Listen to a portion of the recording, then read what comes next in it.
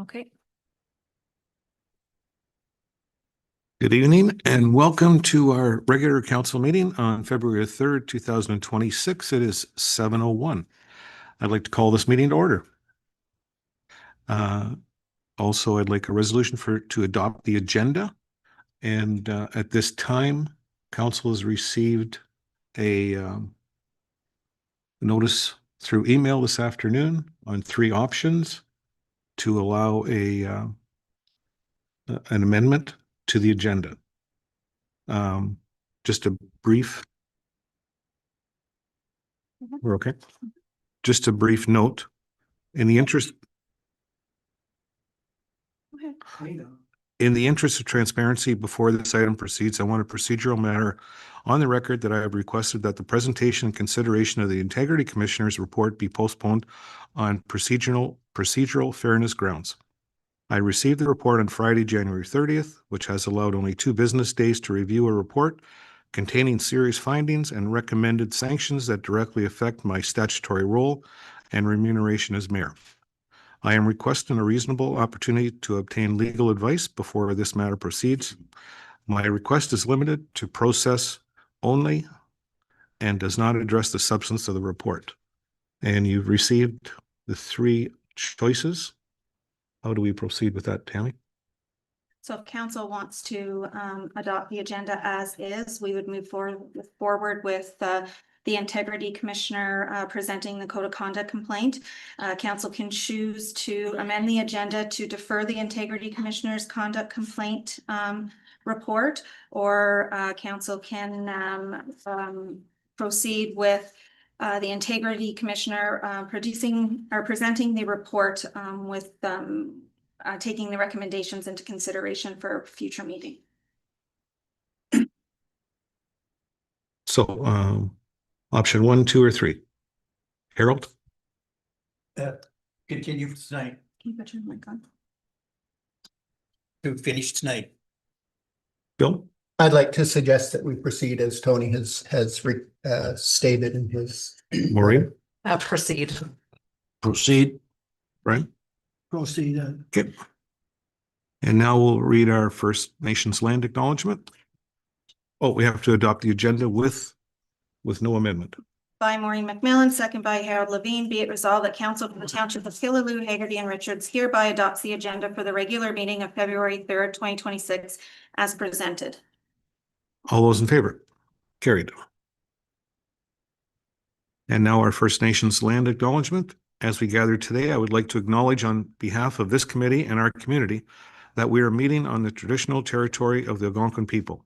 We would like to thank the Algonquin people and express our respect and support for their rich history. And we are extremely grateful for their many and continued displays of friendship. We also thank all the generations of people who have taken care of this land for thousands of years. And please join me in a moment of silent reflection.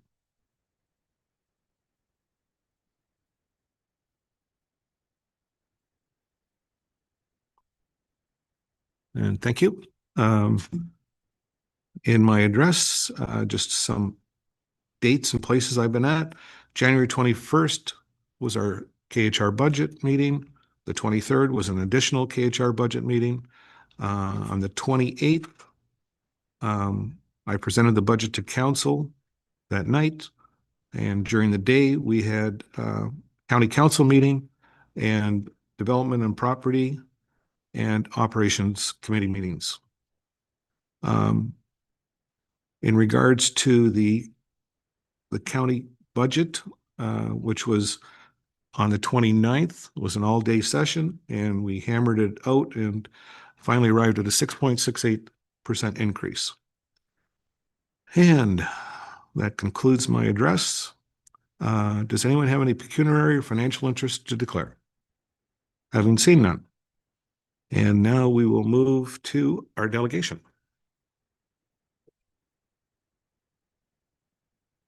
Mr. Fleming?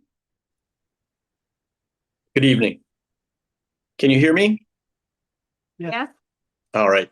So with respect to the report that's before council, my normal practice is not to go through the report in any detail. Council has the report before it. In this case, it is a lengthy report. What I will do is provide a high-level summary of the recommendations and the conclusions, and then answer any questions council has with respect to those recommendations. So this report dealt with directions issued by the mayor, directives 7 through 10, as well as decisions 1 and 2, and also dealt with a series of email correspondence that you'll see in the report is numbered 6A through T. So we broke it into those basic 2 sections, the direction decision section, and then the communication section when we dealt with our findings and conclusions. The overall conclusion was that the directions 7 through 10, as well as decisions 1 and 2, were outside the purported strong mayor authority, and for various reasons amounted to breaches of the code of conduct. We also found, I think with one exception, that 6A through T, those communications also breached the code of conduct. The overall finding is that the mayor has misinterpreted, and our finding is that he's not done this unintentionally or by accident, but that it has been a deliberate misuse or misinterpretation of strong mayor powers, and that the manner in which the mayor has essentially escalated the manner in which he's attempted to impose these decisions on the council and staff has amounted to bullying, intimidation, and harassment of staff. Our recommendations are found on the last page of the report. What we're recommending for council's consideration is that for the breaches associated with directives 7 through 10 and decisions 1 and 2, that council suspend the mayor's remuneration for a period of 90 days. And for the correspondence found at 6A through T, with that one exception that we mentioned earlier, that there be an additional suspension of pay for an additional 90 days. And we're recommending this because, in our view, it's necessary for a maximum penalty to reflect the seriousness of the nature of the breaches, and the ongoing and escalation that we found in the behaviors and how it was impacting staff. We also note that section 17.4 sub E allows the integrity commissioner to recommend a non-penalty. It's called a sanction, so it's not punitive.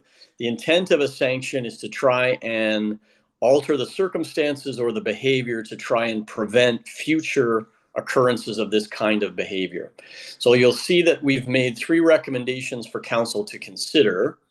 The first is that for the balance of the term, that the mayor be prohibited from communicating with staff, except for communications at meetings such as the one we're at tonight. Obviously, the mayor needs to communicate with staff to conduct the meeting, so that would be the exception. So for the remainder of the term, any communication that the mayor would have with staff would go through council. Now, I've just picked council because I don't have a sense from your municipality as to whether there's a person or persons who might be better suited than all of council. All of council obviously is a bit cumbersome, and I never like to have all of council making decisions. So I put that in as a placeholder, and it's up to council to determine, would, for example, the deputy mayor, if you have a deputy mayor, be a better person to have this communication funneled through, or is there another member of council or 1 or 2 members of council who would take that responsibility on? I leave that decision with council because you know your structure better than I do, obviously. And the purpose for this is to avoid direct communication, primarily direct emails, that would be inappropriate to have staff receive. So council would receive that communication, could be a request for information, could be asking staff to do something, and council would then have the ability to determine that it was appropriate and it wasn't bullying, harassment, etc., and then could give that request over to staff. And in the case where council believes that it is inappropriate, council could remove, for example, anything that's inappropriate. And if there are appropriate portions, that could be communicated back through staff. And then the final point is that I want to make sure that council appreciates that the mayor does have strong mayor powers, and council cannot interfere with the valid exercise of a strong mayor power. What we've found in our report is that the mayor did not validly exercise those strong mayor powers. And I appreciate this is a difficult area for council and for staff to deal with, because these are all new powers, and it's difficult to know whether it's a valid or invalid exercise of those strong mayor powers. But where the mayor does have a legitimate strong mayor power, council doesn't have the statutory authority to interfere with that. A good example would be the budget. The mayor has a statutory authority to present a budget to council. And as part of that, he has the authority to have staff assist him in preparing that budget. That's totally within the mayor's authority, and I'm not suggesting with these proposed sanctions that council can interfere with that, because council does not have that legal authority. So what the powers do say is that any directions or decisions need to be done in writing. So the mayor can do that. And that's where we run into difficulties, because that is part of what was before me and what is now before you in my report, is that the written directives and the decisions were not valid exercises of strong mayor powers. So what I am recommending to council is that council pass a resolution directing staff to delay implementing the directive or decision until the township has the time to obtain a legal opinion as to whether or not the directive or decision is a valid exercise of strong mayor powers. And if it is, obviously the mayor has that authority and that would be implemented. But if it is not valid, then in my view, there is no statutory authority and staff would not be obligated to follow that. So that's the rationale for the sanctions that have been recommended. I think it's a necessary sanction in these circumstances, because notwithstanding that the township in October got a legal opinion about directives 1 through 6, we still find after that date, when a very reputable law firm determined that it was not a valid exercise, despite my earlier November report that found that they were not valid exercises of strong mayor powers, the mayor continued to attempt to get those directives enforced, put back on the website, contrary to council's resolution. So there is an issue that I'm trying to address, and this is one mechanism. I'm not saying it's the only mechanism or the best mechanism, but this is what I've been able to come up with as a mechanism to attempt to avoid having this pattern repeat itself for the balance of the term. So with that summary, Your Worship, I'm happy to take questions from council. Okay, any questions? Can you turn your mic on, please? Any questions? Okay, Carl. Maureen. No, I wanted to just say thank you, Tony, for your thorough report. I appreciate all the work that you and your firm put into this. So thank you. And Bill. Yeah, I have one point of clarification around remuneration. We get paid in 2 different ways. We get a base rate and a piecemeal or a piece rate, like for attending each meeting we get paid, and we get paid a base rate. So when you suggest that it's suspending compensation, is that suspending all compensation? Through you, Your Worship, the language used in the Act is remuneration. So I think both elements of that would constitute the total remuneration for a member.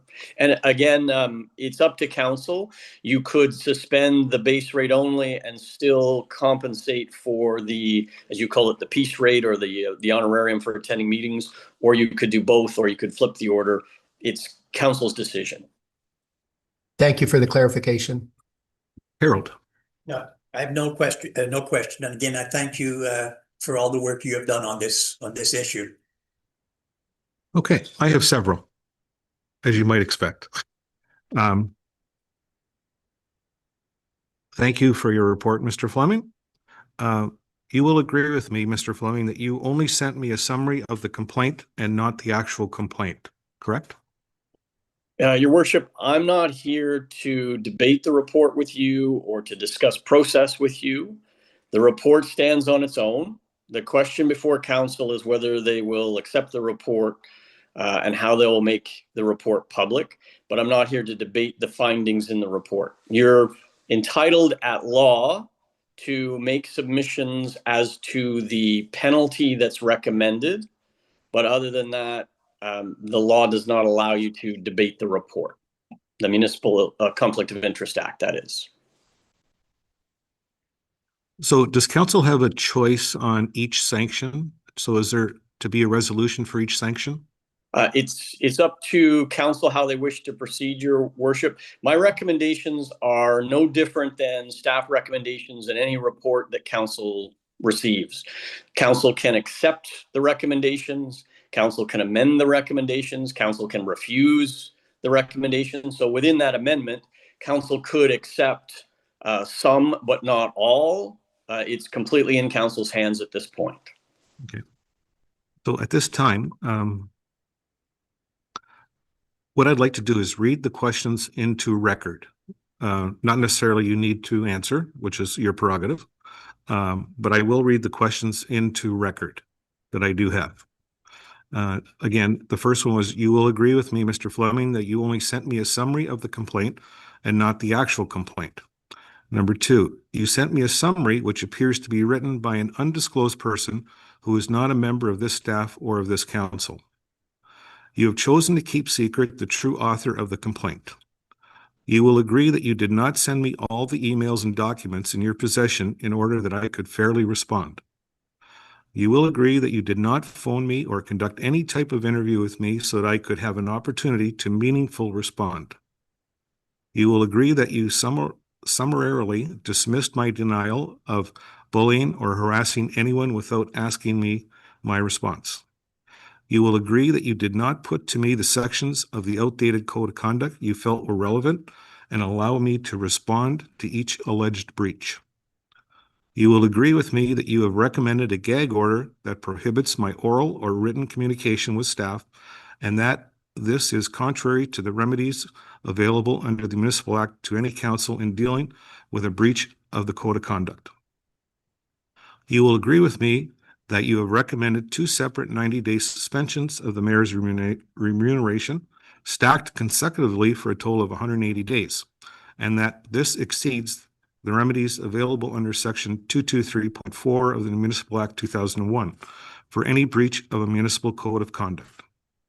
From your letter dated January 8th, 2026, you will agree with me that the complainant was given an opportunity to respond to my written defense, and that this further submission from the complainant was not disclosed to me at any time. I suggest to you that you reconsider your investigation and withdraw your report and proceed to conduct a proper investigation that provides procedural fairness to me and to this council and the complainant. And also for the record, I do not accept the findings of the report, the reasonings or recommended sanctions. I believe I have been treated unfairly by this report. This investigation has been conducted unfairly and by ambush and without full disclosure to me. And now I would like these items placed on the record.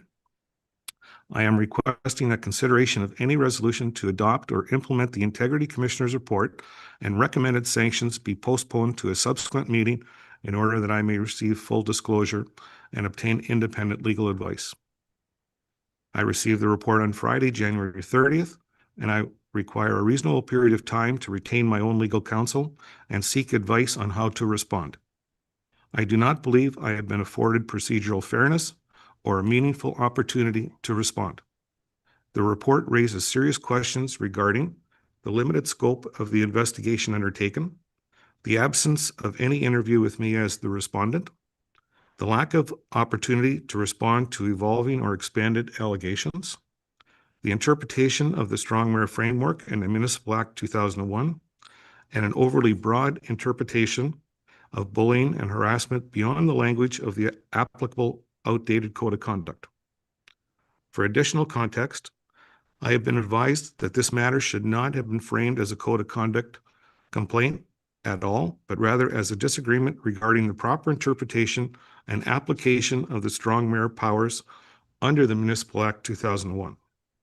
Reasonable people, including elected officials, administrators, and legal advisors, can and do disagree on questions of statutory interpretation without that disagreement constituting unethical conduct. A difference of opinion on governance structure, statutory roles, or provincial legislation does not in itself amount to a breach of a code of conduct. I have been transparent and open in my communications with staff, and I have acted in good faith at all times. Without any personal benefit, improper purpose, or suggestion of monetary or other gain. My actions were undertaken in the exercise of my statutory duties as mayor and head of council, based on my understanding of provincial legislation and guidance. In these circumstances, treating this matter as one of ethical misconduct, including allegations of bullying or harassment, is neither appropriate nor proportionate. The Code of Conduct was not intended to be used to resolve governance or legal disagreements, not to escalate policy or statutory interpretation disputes into allegations or unethical behavior or personal misconduct. Again, I respectfully request that Council defer consideration of any resolution to adopt or implement the Integrity Commission's report and recommended sanctions to a subsequent meeting so that full disclosure can be provided and I may obtain independent legal advice before Council takes any action. Also, in order that my legal counsel may have access to all relevant information and documentation, I am requesting that Council direct the CAO clerk to provide me with copies of any correspondence, including emails, between township staff, including the CAO clerk, and all legal counsel, and between township staff and the Integrity Commissioner that concerns me personally or my statutory role as mayor and relates to these allegations of misconduct.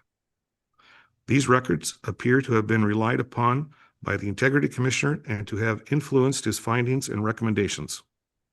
I am requesting the actual to and from correspondence for the period August 1st, 2025 to the present, with any unrelated personal information appropriately redacted. I have previously requested this information in relation to legal counsel and it was refused. Given that these communications are now being relied upon in an Integrity Commissioner report affecting my statutory role, I am renewing this request on the record to ensure procedural fairness before Council takes any action. To the extent solicitor-client privilege is claimed, I am requesting that any such claim be properly detailed, including sufficient detail to identify the nature, timing, author, recipient, and purpose of the communication, so that I may assess the scope of the claim and seek legal advice. This request is made in the interest of transparency and procedural fairness. So, time for discussion on the two requests. Does anyone have any comments? Council. I recommend that we proceed with accepting Mr. Fleming's report and that Council be given the opportunity to vote on whether or not we adopt his recommendations.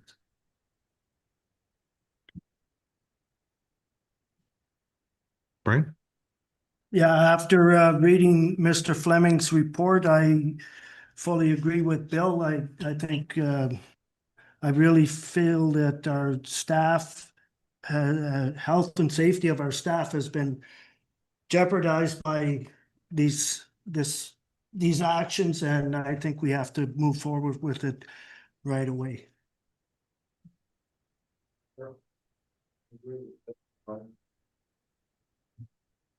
Maureen? Yeah, I agree with the findings of the report and everything in the report. And I think we have no choice. We have to proceed to protect staff and the future of council. Bill, do you have anything else? I do, actually. I was thinking, when I read the report, it's 28 pages. I read it in bed on Saturday morning. It's great reading. That what council doesn't have access to, the information that council doesn't have access to, is a series of private emails or supposed private emails that you sent to Tammy, to our CAO clerk treasurer. And I think in the interest of transparency that those should be provided to council, whether it's enclosed or in open. I don't know what the procedure for that is, but I think that that's important for the council to have a truer sense of the level of harassment, intimidation that Mr. Fleming suggests took place. So, as far as the first request, I'm here. I thought sorry. I agree with Mr. Fleming's report, and that we should continue with that right away. Yep. In regards to the first request, as far as the postponement, I'm assuming, but can I see a show of hands that you do not want a postponement? Okay. Show of hands. All right. Do you want a postponement or not? I think, can we just say, would we like to go ahead with the recommendations by Mr. Fleming? If you're in favor. Yeah, we will do that as soon as I'm done my part. Is there a resolution? Okay. So the answer is no to no postponement. And the second request, disclosure of correspondence. I don't have correspondence to disclose. Sorry? We don't have any correspondence to disclose. It wasn't our report. No, I'm asking permission, that you give the CEO permission to pass on to the correspondence. I can't make that without legal advice about that. Yeah. So, having been turned down on both, for the record, council has agreed to provide direction on the matters raised this evening. No, sorry, wrong one. So for the record, I know council's refusal to postpone consideration of this matter. I maintain my objection on procedural fairness and legal grounds, and I will be seeking independent legal advice in respect of council's decision. In regards to the next one, for clarity, council has declined to allow disclosure of correspondence concerning me that is being relied upon in this matter. I am noting that refusal on the record and will seek legal advice in this regard. Okay. Moved by Harold Levine, second by Bill Smith, whereas the Integrity Commissioner for the Township of Killaloe, Haggerty and Richards has completed an investigation into the conduct of Mayor David Mayville and has reported their findings and recommendations to council. Be it resolved that council accept the report and findings of the Integrity Commissioner that Mayor David Mayville breached the Code of Conduct in relation to the issuance of Directives 7 through 10 and Decisions 1 and 2, and council therefore imposes the recommended maximum penalty permissible in the Municipal Act of a 90-day suspension of pay due to the fact that the directives and decisions were found to be deliberate misrepresentations of legislation and were intended to force staff to advance the mayor's personal agenda, often against the express direction of council. And be it further resolved that council accepts the report and findings of the Integrity Commissioner, that the correspondence described in sections 6A through T of the report, with one exception, constituted breaches of the Code of Conduct resulting in a pattern of harassment and intimidation, and council therefore imposes an additional 90-day suspension of Mayor Dave Mayville's remuneration for a total suspension of 180 days in accordance with the Integrity Commissioner's recommendation. And be it further resolved that pursuant to section 17(4)(e) C of the Code of Conduct, which permits the Integrity Commissioner to recommend other sanctions that are reasonably connected to the breach of this Code of Conduct, and which the Integrity Commissioner believes in his or her sole discretion are necessary to modify the behavior of the member, and having a regard for the findings of harassment and intimidation in this investigation, Council imposes the following measures to protect municipal staff. For the remainder of the current council term, Mayor David Mayville shall be prohibited from communicating directly with municipal staff except verbally during council or committee meetings. For the remainder of the current council term, any communication from Mayor David Mayville to staff shall be conducted exclusively through council. In such cases, the member shall submit the communication to all members of council, and council shall determine whether the request is appropriate, and if so, provide direction to staff. Council acknowledges that it cannot restrict a valid exercise of strong mayor powers except as provided under the Municipal Act, and that Mayor David Mayville may issue directives and decisions in writing. However, given the documented history of misuse and of such powers, staff shall defer implementation of any directive or decision until a legal opinion regarding its validity is obtained, and staff shall act in accordance with that legal advice. And further, that this resolution shall take effect immediately upon passage. Comments?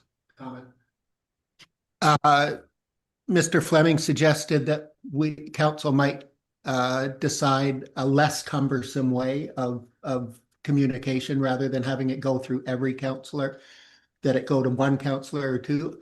I think I'm not prepared to talk about that tonight, but I think council might want to reserve the right to come up with a process for that at a later date that makes more sense if we've had time to think about it. Would making that statement, if we decide to do that, can we still pass the motion? Yes. Okay. So, any other questions? And recorded vote, please.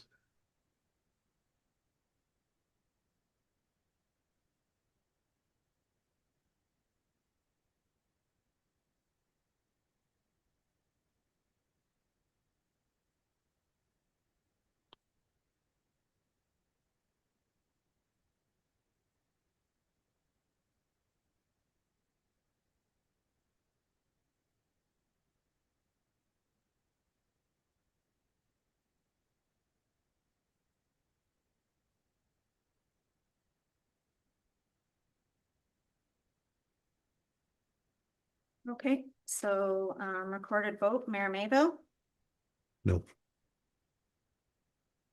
Councillor Keel, Yes. Councillor Levine, Yes. Councillor McMillan, Yes. Councillor Pekoski, Yes. and Councillor Smith. Yes. The resolution is carried. And my last item that I'd like to read, for the record, I'm requesting that my written defenses to the complaints concerning me be posted on the township website alongside the corresponding Integrity Commissioner materials. There are two separate complaint matters, a complaint dated November 5th, 2025, and a complaint that resulted in the Integrity Commissioner's current report before council. In both cases, written defenses addressing the allegations made, the evidence relied upon, and the legal and procedural issues arising from these complaints. The Integrity Commissioner's reports and recommendations arise from formal complaint processes and contain findings and proposed sanctions that directly affect my statutory role as mayor and head of council. Posting those materials without also posting the mayor's defenses presents only one side of each complaint process and does not provide the public with a complete or balanced understanding of the matters being considered. These are not private personal issues. They are matters of public governance involving statutory interpretation, the exercise of provincially conferred authority, and the conduct of elected office. Residents are entitled to see both the findings and the mayor's defenses in order to understand the full context before council considers or implements any action. Accordingly, I am requesting that my written defenses on both the November 5th, 2025 complaint and the current complaint be posted in the same manner, location, and timeframe as the corresponding Integrity Commissioner materials, clearly identified as the mayor's defenses for public information. For clarity, I'm not asking to control township communications. I am requesting equal public disclosure of my defenses in formal complaint matters that are being relied upon by council. Yes, Bill. This may seem petty, but I'm going to say it anyway. It'll probably go in the paper. I was certainly not afforded that option when you publicly attacked me and my integrity during a council meeting back in the summer and issued a complaint to the integrity commissioner around me. I had to live for approximately 2 months under that suspicion that I had done something horrible, and I never got the opportunity to talk to the community about that. That's not a part of the process, and I don't feel compelled to change the process now. Any other comments? Yeah, I would say absolutely not. This is where there's due process. We put the report on. We do, you know, we trust that the people that we hire to represent us are doing their jobs, and those reports reflect that. So no, I want the right information on our website and nothing else. Comments? No. So for the record, my request to have my written defenses posted alongside the integrity commissioner materials have been refused. I respectfully note my objection and request that it be recorded in the minutes. Thank you. Thank you, Mr. Fleming. Thank you, Worship. Have a good evening, Council. Thank you, Gary. Now we will go to the minutes of the previous meeting. Regular council meeting of January 21, open and closed. Moved by Brian Pekoski, second by Harold Levine. Motion to approve the minutes of the regular council meeting of January 21st, 2026, open and closed sessions. Understanding closed minutes remain confidential. Questions, discussion? All those in favor? Carried. And the public meeting of January 15th, 2026, open session.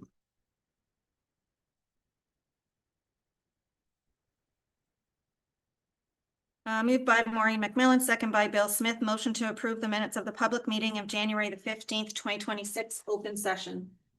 Questions, discussion? All those in favor? Carried.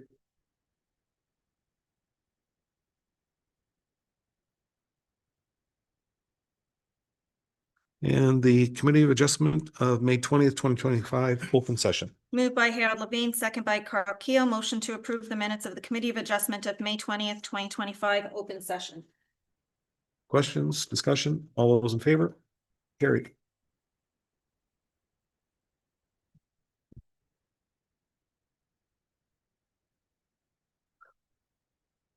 Does anyone see any adjustments to the meeting schedule?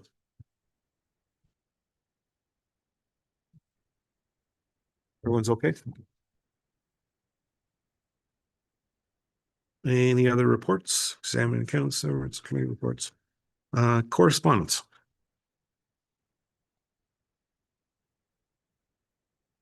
And there's a resolution for the town of Prescott in regards to a robust recycling program. Moved by Carl Keel, second by Bill Smith. Whereas the town of Prescott at its regular council meeting held on December 15th, 2025, adopted resolution number 245, 2025, expressing support for the resolutions passed by the municipality of Tweed, Tay Valley Township, and the municipality of South Huron regarding waste incineration and a more robust recycling program. And whereas the township of Killaloe, Haggerty, and Richards recognizes the importance of sustainable waste management practices that protect public health, reduce environmental impacts, and encourage responsible recycling. And be it resolved that the township of Killaloe, Haggerty, and Richards supports exploring collaboration with Ontario municipalities, provincial and federal governments, and industry partners to establish a working group aimed at addressing waste management challenges, efficiency, and effectively through the use of incineration, enhanced recycling programs, and other sustainable practices, ensuring that future generations are not burdened by inadequate environmental management. And further, that this support be sent to Premier Ford, Mart Stiles, leader of the official opposition party, and all Ontario municipalities. Questions? All those in favor? Carried. County of Renfrew and the Roma delegation. Eorn. Monthly update.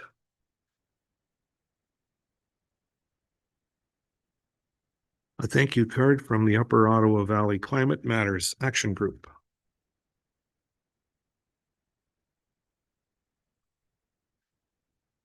Medical Officer of Health report to the board.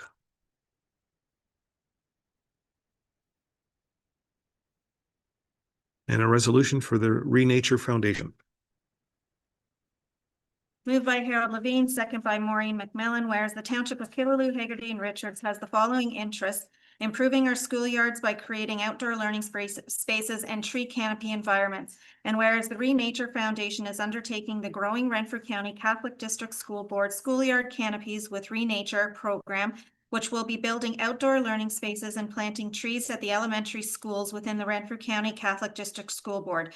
Now be it resolved that Council of the Township of Killaloe, Haggerty, and Richards acknowledges and supports the funding opportunity from the Federation of Canadian Municipalities Growing Canada's Community Canopies initiative for the growing Renfrew County Catholic District School Board schoolyard canopies with Renature program, which will be building learning spaces and planting trees at the elementary schools in Renfrew County Catholic District School Board in partnership with the Township of Killaloe, Haggerty, and Richards. And that council also recognizes that the lifetime contribution from the Growing Canada's Community Canopies initiative will not exceed 10 million for tree planting within our municipality, exclusive of a maximum contribution of 1 million for infrastructure activity costs, and that if approved, this project will be counted towards that limit. Questions? All those in favor? Carried.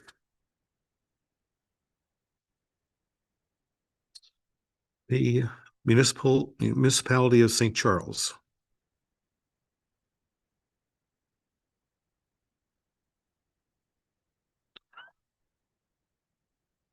County of Renfrew in regards to the approval of the budget.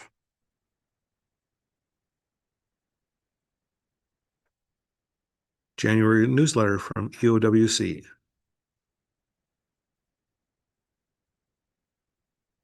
And a report from the Secretary Treasurer in regards to the Veterinarian Service Committee. And there's a couple pages there you can peruse through.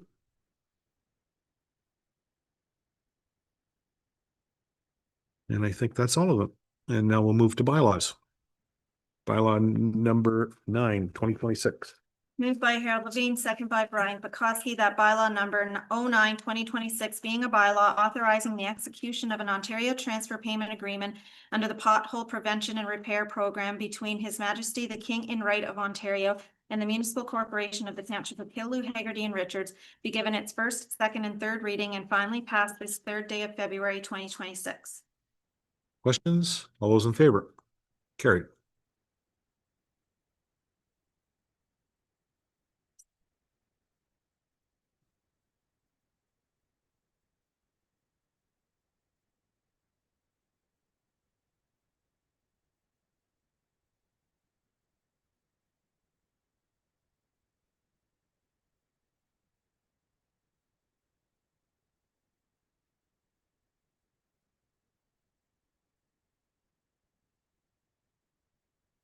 Unfinished business.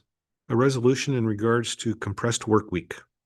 Moved by Bill Smith, second by Harold Levine, whereas the Township of Killaloe, Haggerty, and Richards recognizes the importance of supporting employees in balancing work, family, and personal responsibilities while maintaining efficient and effective municipal operations. And whereas Council wishes to formally adopt a flexible work arrangement policy to provide a structured framework for flexible scheduling options for eligible non-union employees. Further, that Council for the Township of Killaloe, Haggerty, and Richards hereby adopts the flexible work arrangement policy as presented and incorporates it into the Township's Human Resources Policy Manual.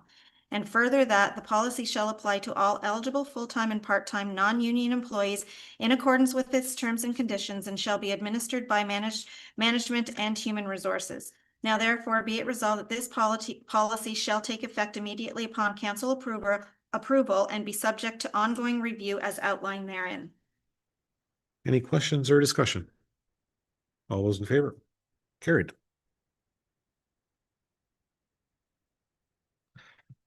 Now a resolution in regards to creation of wastewater review committee. Moved by Brian Pekoski, second by Bill Smith, whereas the township recognizes the importance of effective oversight, review, and strategic planning for its water and wastewater systems. And whereas council seeks to ensure accountability, transparency, and informed decision-making with respect to the operation, maintenance, and financial management of these systems. Now therefore be it resolved that council hereby establishes a water wastewater review committee to provide oversight, review recommendations, and advise on matters relating to the township's water and wastewater operations. And be it further resolved that the committee shall be composed of all members of council with the ability to invite additional participants as required for expertise and consultation. And be it further resolved that the committee is authorized to invite representatives from the Ontario Clean Water Agency and the township auditor to attend meetings as required. And be it further resolved that the committee shall operate in accordance with council's procedural bylaws and policies, and any financial or operational recommendations are subject to council approval. And further, that this resolution shall take effect immediately upon its passage. Questions? All those in favor? Carried. And while we're on that subject, is there a potential date does anyone have in their mind to begin the first meeting? No, it's your question. How about someday in February? We are in February, are we not? Yes. Near the end of the month?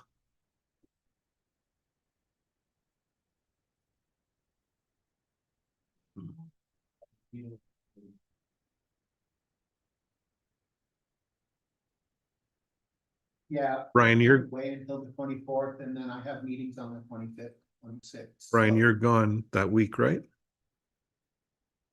Are you gone that week, the 24th of February? No? Okay. I can't meet that week. Or maybe that B meant Bill. Okay.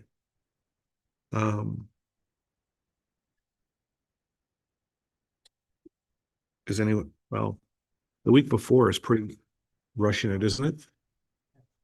How about the first week in March? I could do the Wednesday, the 4th. Probably works the best for me. I'm good with that. Carol? Carol? So March the 4th, 7 o'clock. And would we want at that meeting to bring in the expert people, Aqua, our auditor, at that time? Of course, we'd have to check their availability, but so they can answer questions, whatever. It might be a better approach to have our meeting and determine what our questions are so that they have Prior time to to. prepare proper answers. Okay. So it'll just be, okay. So it'll be council and staff. Okay. And we're going to new business now. Councillor Smith. You're going to get tired of hearing from me tonight. I'd like to, well, I guess I'm announcing that the library is planning to hold a very, very special fundraising dinner on April 11th, Saturday, April 11th, and we want to host it in the library itself. We think we have a great space there since it's been renovated, and we've had this idea brewing for a while, and we'd really like to do that. We would like to serve to accompany the meal some adult beverages. And so we're hoping to apply for a special permit liquor license to sell liquor that night. Because it's on municipal property, we would need the approval of council to be able to do that. So I'm asking council if they would approve us to have that event on April 11th. And do we need a resolution? And we have a resolution prepared. Moved by Harold Levine, second by Brian Pekoski, whereas the Killoon District Public Library Board intends to host a fundraising dinner event on April 11th, 2026 at the Killoon District Public Library, being a municipally owned facility, and whereas the Library Board has requested approval to serve alcoholic beverages in the event and at the event, and whereas council approval is required pursuant to required pursuant to bylaw 40/2008, being the township's municipal alcohol policy for special occasion permit events held on municipal property. Now therefore be it resolved that Council of the Corporation of the Township of Killaloe, Haggerty and Richards hereby approves the request from the Killaloe and District Public Library Board to serve alcoholic beverages at its fundraising event on April 11th, 2026, subject to compliance with bylaw 40/2008, the special event alcohol service agreement, the Liquor License and Control Act 2019, and all Alcohol and Gaming Commission of Ontario requirements. And further, that township staff are authorized to administer and execute all agreements and approvals necessary to implement this resolution in accordance with bylaw 40/2008. All those in favor? Carried. Next, we move on to Alex Blaze. Concerns regarding snow disposal from Main Street onto King and Water Streets. And you get to hear from me again. So Mr. Blay sent this letter to me to forward to council and to township staff. I determined that it was best to go directly to township staff, and I passed it off to Tammy, who I understand has worked with spoken with Dean, and that the snow is going to be removed. So it's a positive resolution to this, and that's great. And just because you don't know what I'm talking about, I'm talking in code here. With this snow clearing that's happened in the downtown core, a lot of that has been piled by the information booth, and there's a big mountain of snow there. And the residents who live right downhill from that experience flooding on a regular basis in the spring, and we're quite concerned that that would exacerbate the problem. So thank you. Thank you, Dean, very much. Brian. So where is it going to be moved to? Your backyard. Thank you. I can use the moisture. Win-win. That's not a question for me. I don't know. Were you expecting an answer?